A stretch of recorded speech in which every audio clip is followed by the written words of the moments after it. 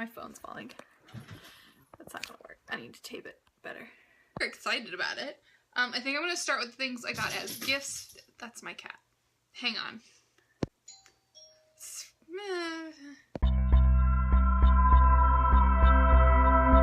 Alright, so things I got as gifts first.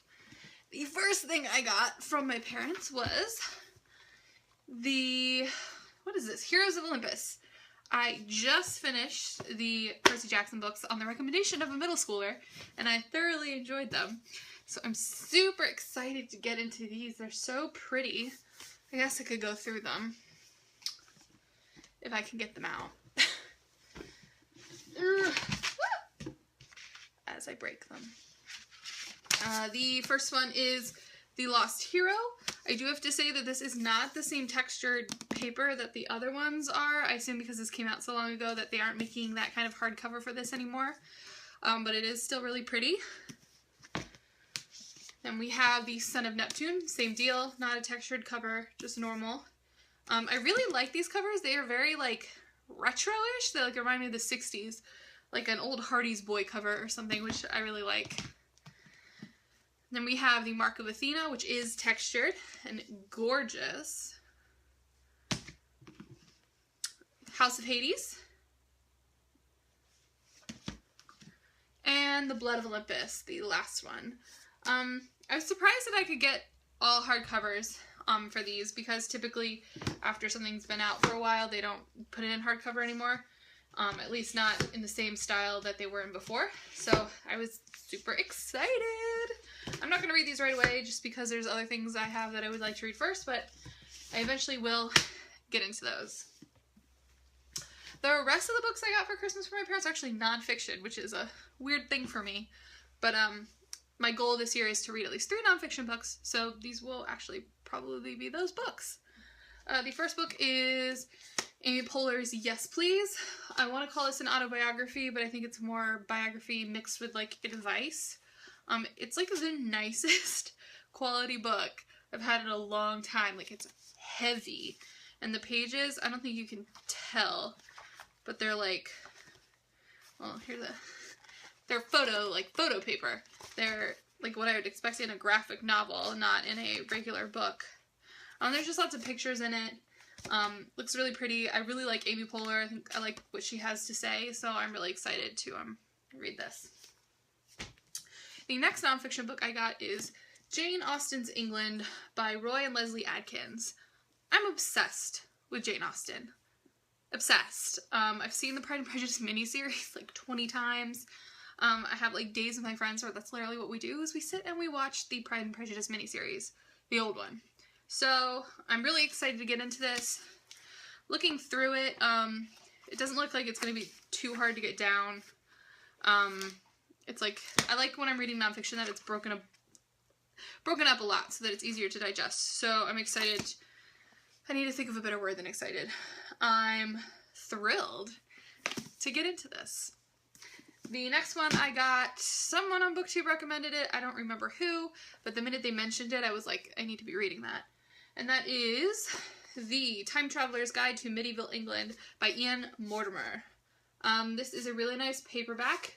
Looking through this, I really like the way it's set up. It's like categorized by like people, landscape, what to eat and drink, where to stay, traveling, and things like that. So it's set up like a real guidebook, which I think is really interesting. It has like nice sections of pretty pictures, which I think is important when you're reading a nonfiction book. I think this will probably be the one I read first, just because it looks like it's the one set up the easiest for me. And I want to work my way up, so to speak. Alright, the rest of the books I have here are books that I purchased using gift cards that I was giving for Christmas, so I guess technically they are presents. I did not pay for any of this with my own money. They were all gift cards because people know what I like. I'm going to start out with just random paperbacks. The first one is The Knife of Never Letting Go by Patrick Ness. This was recommended by Reagan on Peruse Project. The way she described it, I just was super intrigued. For what I understand, it's about a world where everybody can hear everybody's thoughts and what it's like to live in a world like that. And the main character, Todd, is trying to get away, run away, and it's going through how you're supposed to do that when everyone can hear what you're thinking. It is the first in a trilogy. I'm trying to read all my standalone books or finish up other trilogies before I start new ones.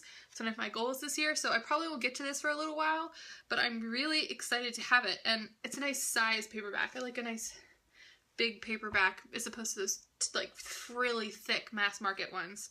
So when I get to this, I am excited. The next one I will probably read sooner because it is a standalone and it is straight up just fiction. It is The Light Between Oceans, although I do have to say I believe this is historical fiction. I'm not 100% sure when this takes place. Western front of Australia. So yeah, historical fiction. This is about a couple who own or work in a lighthouse, and a boat crashes and the man on the boat is dead, and they find his baby, and they themselves have been unable to conceive, so the wife convinces her husband that they should keep the baby, and then, you know, years later they go back to land and see what their decision has wrought upon the people it affected. It's being made into a movie, so I imagine it's very good. It is by M.L. Stedman, and it's not too long. Under 400 pages, which means it'll be a quick read. So, when I get to this, I'm sure I will enjoy it. And the cover's just really pretty. I like lighthouses. The next book I got is the Volume 2 of The Magic Kingdom of Landover by Terry Brooks. If you've never read the Magic Kingdom series by Terry Brooks, it basically surrounds this man who is like, hates his life, or I don't know that he hates it. He's very like, disenchanted with his life, and it takes place, I believe, in the 80s, and he sees an ad for a Magic Kingdom for sale in the newspaper, and he decides to do it, so he spends his entire life savings on buying this Magic Kingdom in the newspaper, and it turns out to be real, and so it's all about how he becomes like the king of this kingdom he's never been to before, and everything that goes along with that. I really like Terry Brooks' style, and I read Volume 1 a long time ago, so I think I'm going to have to reread it before I get to this. But it's a quick read. I'm sure I'll bust through it. Alright, the next are all hardback books I got.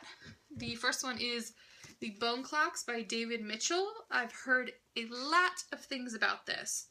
My first thought is, I don't like that his face is on the back. I don't love that. This is the guy who wrote Cloud Atlas, which I also own and have not read yet. But he's supposed to be an amazing author. I'm not 100% sure what this is about. I think it's people with special abilities kind of book, which I can get behind.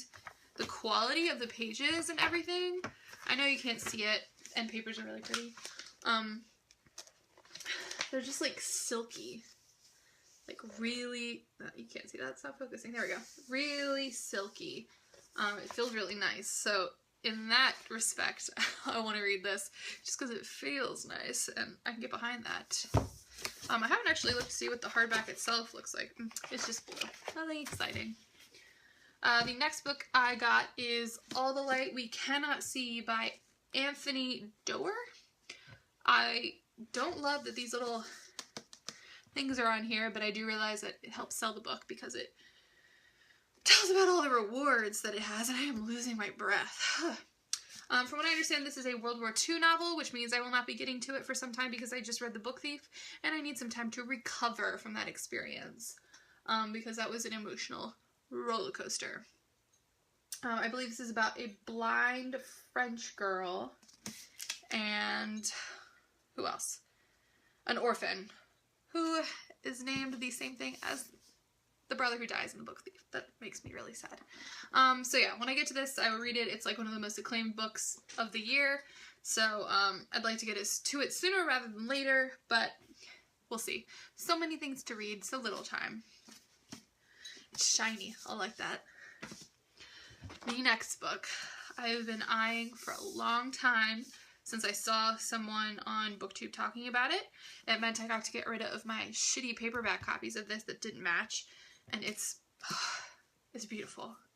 It is the His Dark Materials trilogy, all bound up, by Philip Pullman. So we have The Golden Compass, The Subtle Knife, and The Amber Spyglass. This is an Everyman's Library edition, I really like the spine, how they all look the same. Like if you get more Everyman's Library, they all are set up like this, pretty much. Like the colors differ and styling differs, but pretty much they're like this.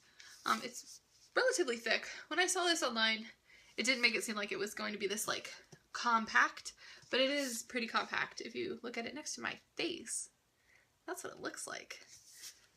Nice pages, like they're actually pretty silky, which I like. And if you've never read this series, I don't know what rock you've been living under, you need to read it because it's amazing. I can't say enough good things about it. And the cover is beautiful. There's like a demon right there. I love it. I love it. And lastly, I bought a lot of Dover thrift editions. I know Dover thrift is not a popular thing on BookTube. I haven't really seen anybody haul Dover thrifts, probably because they're cheap and they're not the best quality, but that's why I like them. They're all classic books that I'm not going to spend the money on a really nice copy of them before I've read them and know I actually like them and would like to own a really nice copy of them. Losing my breath. So this is what I got. I'm just going to bust through these really quickly because I bought a lot. Like a Dover thrift edition, to give you an idea, is between like $2 and $4 for a book. So they're really, really cheap. The first one I got is Utopia by Sir Thomas More. Very short. They put a lot of words on a page. That's how they make it so chip and floppy. But this is one of those books that people always talk about, and it always makes me think of that Drew Barrymore movie, Ever After, I think it's called, the one where it's like a retelling of Cinderella, and she's like obsessed with this book because it's a book her dad brings her in the book before he dies, or in the movie before he dies. So it's always been on my mind. Sir Thomas More was around the time of King Henry VIII. King Henry VIII is actually who put Sir Thomas More to death. So that just makes this even more intriguing. And ignore the dogs. Ignore them. The next book I have is by Jules Verne, and that is Journey to the Center of the Earth. A little thicker than the other one. Same kind of deal. Lots of words on a page. That's how they make it so cheap. Not the best quality paper. I don't care. It was $3. Actually, it's $3 on here. So I bought it on Amazon, so it's probably even cheaper. It's probably $2.50. But yeah, everyone knows the story. Goes into a volcano. But I'm excited. I've actually been to the volcano that this is based after in Iceland, so that's fun. The next one is Heart of Darkness by Joseph Conrad. This is one of those short, I looked up a list of like short novel or novellas everyone should read in their life, and this was on it. So I bought it. I don't know what it's about. I know it's one of those things you should probably read at some point during your life, so I'm going to. The next one is my favorite play of all time, The Importance of Being Earnest by Oscar Wilde. I love Oscar Wilde. I love everything he's ever written. I think he was fabulous in more than one way. And I've seen this play numerous times, the movie and the play. So I'm excited to own it finally. And I'm like snotting all over myself. Next is one that, I don't know when I'm going to read this, but I felt like I needed to own it. And that is Paradise Lost by John Milton. This is a honkin' big book. And this is like a, I don't know, but it's one of those books that I felt like I needed to own. If you've never heard of it, it's like basically talking about, you know, hell and God and Satan and how it all worked out. It's written in like prose, so that's something to choke down. But at some point I'll probably read this. I don't imagine anytime soon. It was like $4. I have no defense. It's just, yeah. And lastly, I bought all the works of H.G. Wells. They came in a box set for $10. So first I have The First Men in the Moon. Not on the moon, in the moon. So I imagine that means something. I don't really know anything about this one. I never heard of, this isn't one of his more well-known works. I think this might be his first one. But it's written in 1901, and I'm excited to read it. Next I have The Invisible Man. This is a very well-known one. The Invisible Man, you see him in like comic books and stuff, and like movies, like it's just been taken over. I know it's a sad story. Oh, this was written before this one. Okay, so maybe this is his oldest one. I don't know. It's about a man who becomes invisible, and it's sad. The next one is The Classic Time Machine. I do know this story fairly well, but I've never actually read the book, and it's very short. It is only 76 pages, though there is a lot of text on a page. So I'll probably read this really soon. This is one of those good for like in-between thing books when you aren't sure what you want to be reading. The next is The Island of Dr. Moreau by H.G. Wells. I think a lot of people know this story. I think it's supposed to be kind of horrifying. I'm not sure what happens on the island, but I think it's something less than pleasant. I don't really know what, but nothing good. And this is like, oh, there I am.